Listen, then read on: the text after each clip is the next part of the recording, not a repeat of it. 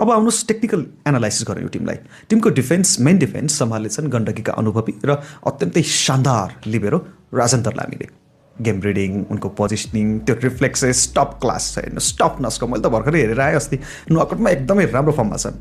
Middle ब्लकरमा गण्डकीका चर्चित र Nepali भलिबलका superstar signature स्पाइकका खानी हिमाल सुनारीमा गर्छन्। राजन दर्लामीलाई भोट गर्न नबिर्सिनुहोस् है, तपाईँहरू भोट गर्नुहोस् है खल्तीबाट। अर्का पुष्कर धामी, जसलाई हामी एपिएफको जर्सी बेस अगाडि देखिसकेका छौँ विगतमा होइन।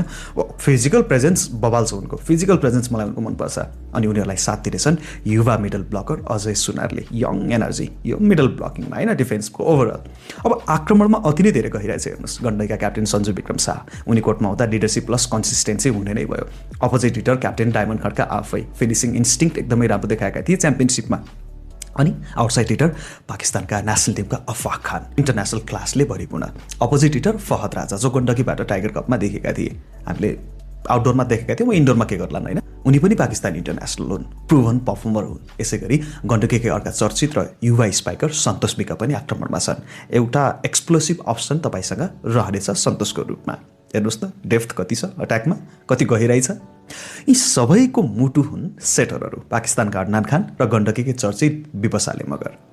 गेम कन्ट्रोलर हुन् दुवैजना। Tempo, distribution, decision, everything depends on them. यानि कि उनीहरूमा नै धेरै कुरा निर्भर छ। उनीहरूको ब्याकअपमा रोशन खड्का हुनेछन् सेटर ग्रुपमा।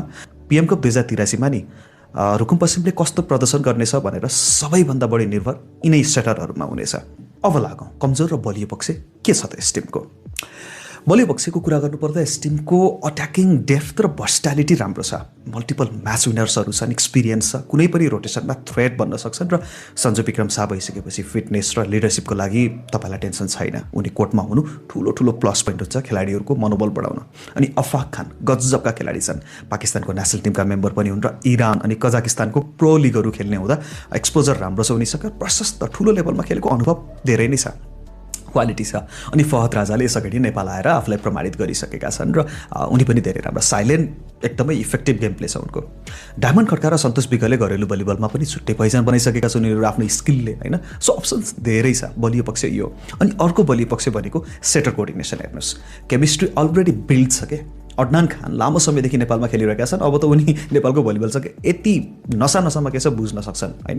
को कस्तो छ उनलाई सबै थाहा भइसक्यो। विवसालेलाई पनि नेपाली खेलाडी सबै गण्डकीबाट खेलिरहेको हुँदा एउटा सेटमै खेलेको बानी छ। त्यसैले पनि फाइदा हुनसक्छ दुवै सेटरले आफ्ना स्पाइकरहरूलाई चलाउनको लागि चाहिँ। अडनानको अलिकति प्रब्लम के छ, उनी नेपाली खेलाडीमा विश्वास गर्दैनन्, त्यसको लागि विवश हुनेछन्। कमजोरीमा चाहिँ अब कमजोरीमा लिबेरो, ब्याकअप लिबेरो छैनन्। राजन दर्लामीमा एकजनामा धेरै ओभरलोड हुनसक्छ, कहिलेकाहीँ रिफ्रेस गर्नुपर्ने स्थिति आयो भने यहाँ प्लान बी छैन। अनि अर्को कमजोरीको रूपमा मैले नोटिस गरेको ब्लकमा डेप्थ कम छ, बेन्च स्ट्रेन्थ लिमिटेड छ, रोटेसन फ्लेक्सिबिलिटी कम हुनेछ। हेर्नुहोस् हिमाल, पुष्कर अनि अजय मात्र, 3 जना मात्र छन् मिडल ब्लकर। बेन्च स्ट्रेन्थ त्यति मजबुत देखिँदैन। यो लिगो हेर्नुहोस्, उनीहरू 3 जना मध्ये 1 जना मात्र पनि कहिलेकाहीँ अफ देखिएमा धेरै गाह्रो हुनेछ रिकभर गर्न।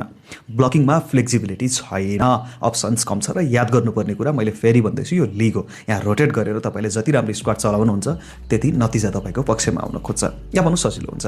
मलाई लाग्छ 3 जना सेटर र 5 जना अट्याकर भन्दा पनि मिडल ब्लकर र डिफेन्समा त्यो लिबेरोको बरु एकाध खेलाडीहरू थपेर बेन्च स्ट्रेन्थ चाहिँ बढाउनु पर्थ्यो।